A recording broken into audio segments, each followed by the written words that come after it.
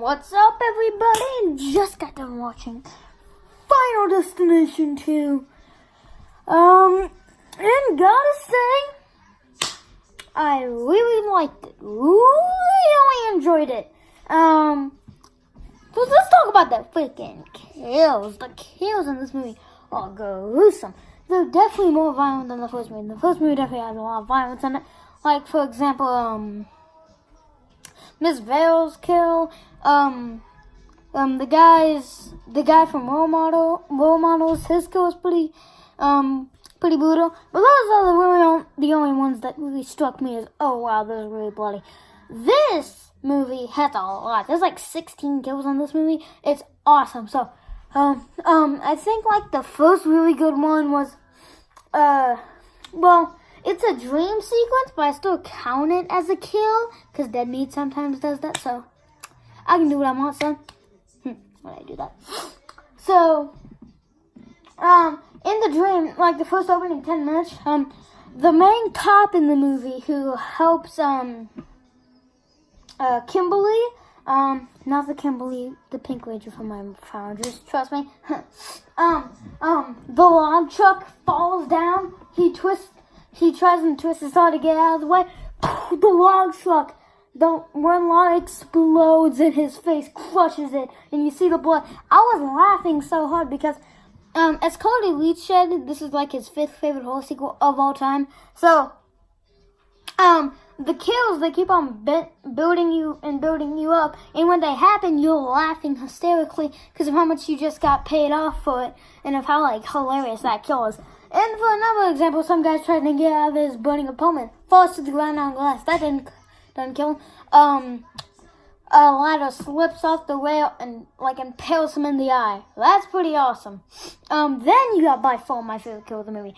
You got a woman who lost her son like yesterday. That's pretty sad. So, her brain gets trapped with the hand of a little machine claw. And her head gets trapped in the elevator, and the elevator starts going up, and her head gets chopped off by the top of the elevator. That's, amazing. And yeah, then you got another really comical kill in the movie. So, you got a girl who always says, I'm gonna go outside and have a smoke.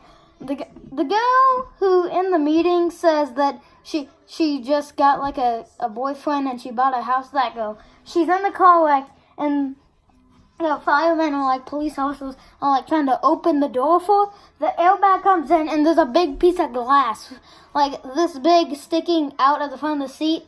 And the girl's right here where the airbag would hit her. The police or firemen pound the car so hard that the force that the airbag comes into her face, pushes her face onto the piece of glass. It's freaking awesome. So yeah, I love the kills in this movie. So, now one thing I was depressed by was I knew that Alex died. I loved Alex in the first movie, and now that he got killed by a brick smashing into his head, that's depressing, man. I really wish he could have lived on to the sequel, but hey, maybe when I watch Final Destination 3, who knows?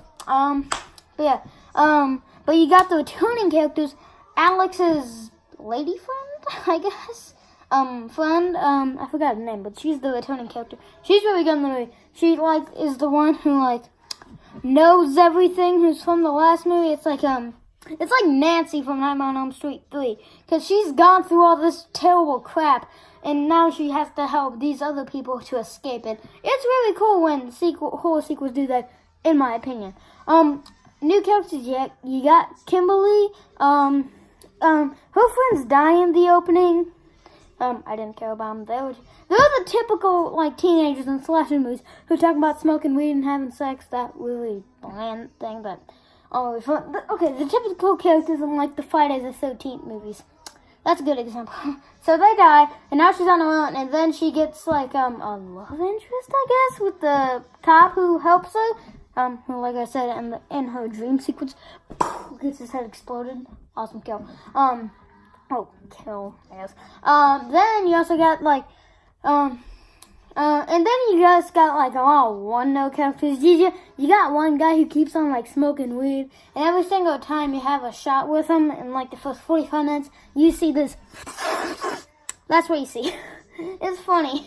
But yeah. What else? That's really it.